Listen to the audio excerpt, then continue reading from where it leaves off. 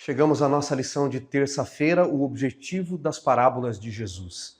Até agora nós temos aprendido muitas coisas a respeito dos ensinos de Cristo em relação aos valores do reino. Vamos relembrar algumas coisas que aprendemos?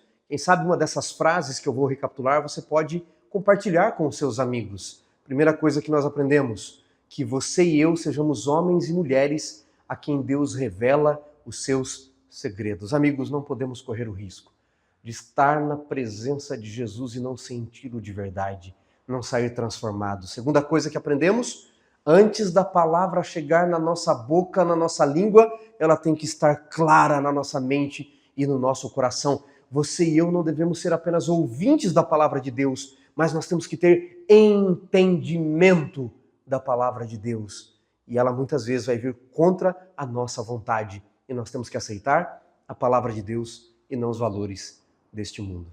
Continuando a respeito das parábolas de Jesus, lembrem-se que é um reflexo, está acontecendo aqui nos ensinos de Cristo, um reflexo de Isaías 6, verso 8, quando Jesus diz lá em Isaías 6, 8, a Trindade diz, a quem enviarei, quem há de ir por nós? E Isaías diz, eis-me aqui, envia-me a mim. E ele, representando o servo do Senhor, ouve a seguinte frase do Espírito Santo, vai esse povo e diga, vede, vede e não percebais, ouvi, ouvi e não entendais, para que o coração deles se torne duro e não compreendam a palavra. Ou seja, quem não está disposto a entender os valores do reino, a palavra vai endurecer o seu coração. Não se esqueçam, o mesmo sol que amolece a cera endurece o barro. Que tipo de solo você é? Continuando aqui na parábola do semeador, Marcos capítulo 4, diz Jesus que a outra semente caiu entre os espinhos, verso 18. Mas os cuidados do mundo, a fascinação da riqueza, as ambições do mundo, concorrendo com a palavra de Deus, tornaram ela infrutífera.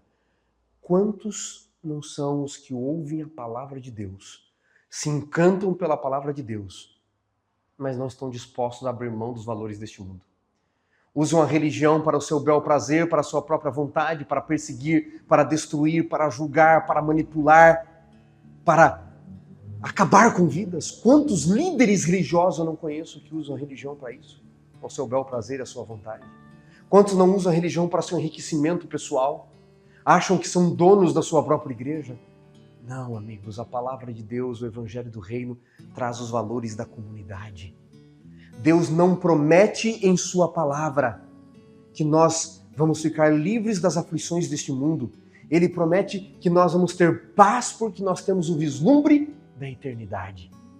Você e eu, nós não devemos ser aquele solo que, como disse Jesus, são levados pelas ambições deste mundo. Jesus chegou a dizer aos discípulos, não é? Que eles não deveriam governar o seu reino como os governantes deste mundo. Ele disse que o maior seja o menor, que o Senhor seja servo. São os valores do reino de Cristo. Você tem esses valores no seu coração? E então Jesus diz que a semente semeada em boa terra é daqueles que ouvem, recebem, frutificam a 30, a 60 e a 100 por um. O que isso significa? Que eu vou colher muito mais do que eu plantei. E eu vou colher no reino de Deus para os outros. Olha aqui para mim, deixa eu lhe dizer uma coisa. Se você está esperando no reino de Deus, veja a lição da parábola do semeador. E é isso que o nosso guia quer nos ensinar. Que o evangelho fique apenas retido a você e aos seus. Evangelho de fariseus. Quando você tem programa só para os seus. Quem é que escutava os ensinos de Jesus? Diga aí para mim. Quem eram os ouvintes de Jesus? A Bíblia diz. Publicanos, meretrizes, pecadores, soldados, os cobradores de impostos. Se as pessoas que ouviam Jesus não são as mesmas pessoas que me ouvem e ouvem você, talvez você e eu não estejamos pregando o evangelho que Jesus pregava, vivendo os valores do reino que Jesus vivia. Jesus diz que a boa semente ela multiplica para os outros. Sabe o que é interessante?